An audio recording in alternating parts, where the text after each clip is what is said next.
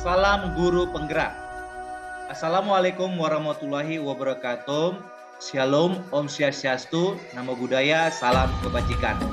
Perkenalkan, saya Elis Pikal SPD, calon guru penggerak angkatan ke-9 Provinsi Kepulauan Riau, Kota Batam.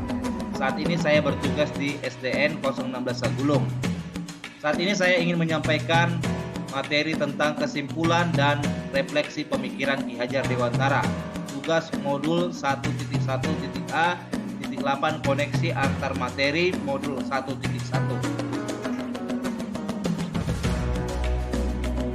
Pertanyaan pemantik. Pertanyaan pemantik nomor 1 adalah, apa yang Anda percaya tentang murid dan pembelajaran di kelas sebelum Anda mempelajari modul 1.1? Pertanyaan kedua, apa yang berubah dari pemikiran atau perilaku Anda setelah mempelajari modul ini? Sedangkan pertanyaan ketiga, apa yang dapat segera Anda terapkan lebih baik agar kelas Anda mencerminkan pemikiran Ki Hajar Dewantara? Pertanyaan pertama, apa yang Anda percaya tentang murid dan pembelajaran di kelas sebelum Anda mempelajari modul 1.1?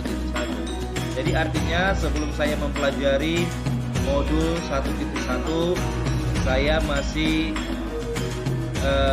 pembelajaran saya masih berpusat pada diri saya sendiri, pada guru atau disebut dengan teacher center. Yang kedua, hanya mentransfer ilmu tanpa memahami karakteristik peserta didik. Lalu melihat nilai dari aspek kognitif. Biasanya saya melihat dari aspek kognitif. Yang keempat, pembelajaran berfokus pada ketercapaian materi dan KKM, kriteria ketuntasan minimum.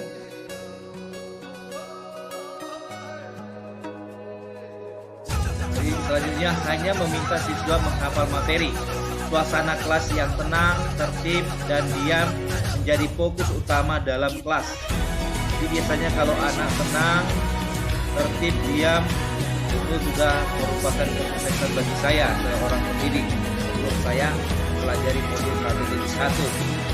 Selanjutnya, jika peserta didik adalah seorang yang dapat mengikuti apa yang dipraktikkan oleh guru. Jadi kalau peserta didik saya bisa mengikuti apa yang saya katakan, itu merupakan hal yang sangat baik menurut saya pada saat sebelum saya mempelajari modul 1.1. Beginilah situasi ketika saya belum mempelajari modul 1.1, yang mana situasinya adalah suasana kelasnya masih berpusat pada guru, tanpa memahami karakteristik anak, tanpa mendesain kelas yang baik.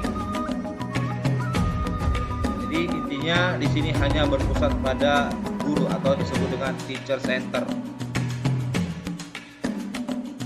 Pertanyaan kedua, apa yang berubah dari pemikiran atau perilaku Anda setelah mempelajari modul ini?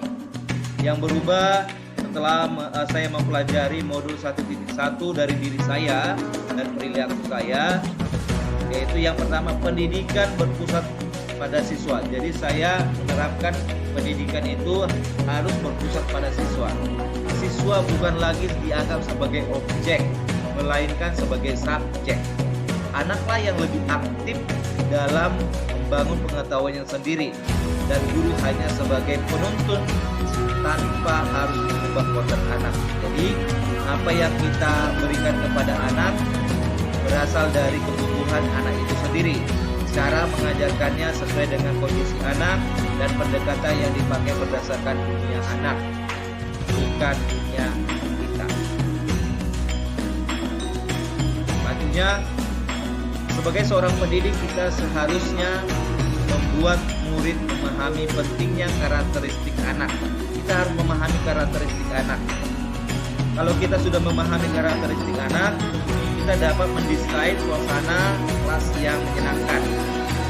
Jika kelas yang menyenangkan, maka anak akan belajar lebih memahami atau memaknai setiap proses pembelajaran. Bukan sekedar menguasai materi, melainkan menyadari manfaat belajar untuk dirinya sendiri. Baru menghargai setiap karakter belajar anak. Jadi karakter belajar anak itu beda-beda. Jadi setiap anak itu ada yang harus learning by doing. Kita harus memahami karakter-karakter daripada anak. Selanjutnya, mengemas pembelajaran secara menarik agar motivasi belajar siswa meningkat.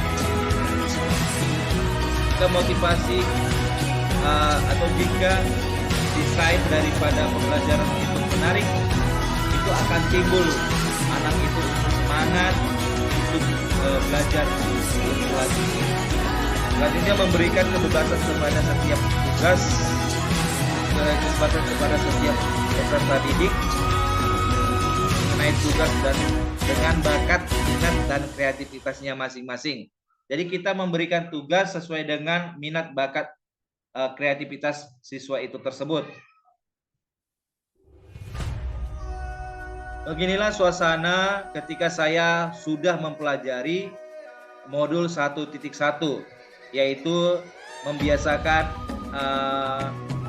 salam sapa untuk anak sesuai dengan filosofi Ki Hajar Dewantara, baru berpusat pada peserta didik atau disebut dengan student center, di mana siswa adalah sebagai pemeran aktif atau disebut sebagai subjek, bukan objek. Di sini juga diterapkan peran guru dapat memberikan kolaborasi supaya timbul rasa kerjasama antara murid sehingga menimbulkan karakter atau budi pekerti yang baik. Apa yang dapat segera Anda terapkan lebih baik agar kelas Anda mencerminkan pemikiran Ki Hajar Dewantara? Yang saya akan terapkan yaitu mendesain pembelajaran yang interaktif dan menyenangkan yang mengaitkan profil pelajar Pancasila. Pendidikan tidak lagi menuntut, melainkan menuntun. Jadi kita sebagai guru tidak lagi menuntut, melainkan menuntun anak menuju tujuan hidup yang selamat dan bahagia. Baru menerapkan konsep merdeka belajar yang selaras dengan pemikiran Ki Hajar Dewantara. Setiap langkah awal masuk kelas harus membuat kesepakatan tentang proses pembelajaran di kelas serta menampung masukan dari murid.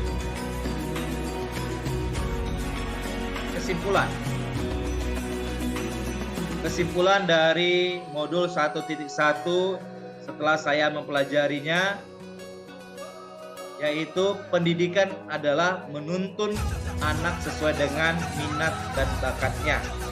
Jadi sebagai seorang pendidik harus bisa menuntun anak sesuai dengan minat dan bakat anak-anak itu tersebut.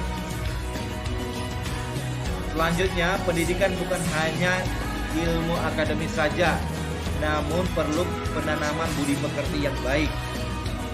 Jadi bukan hanya akademik atau disebut dengan kognitif, tapi perlu penanaman budi pekerti yang baik supaya anak-anak itu bertumbuh karakternya jadi anak-anak yang memiliki mental tahan uji, mampu mengatasi masalah, menjadi seorang siswa yang bertanggung jawab dan berbudi luhur sesuai dengan profil pelajar Pancasila.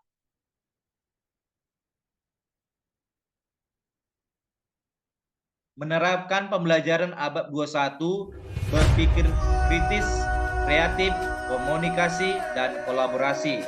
Kita memahami bahwasanya saat ini adalah zaman era globalisasi, zaman teknologi, jadi siswa harus mampu berpikir kritis, kreatif, komunikasi, dan kolaborasi.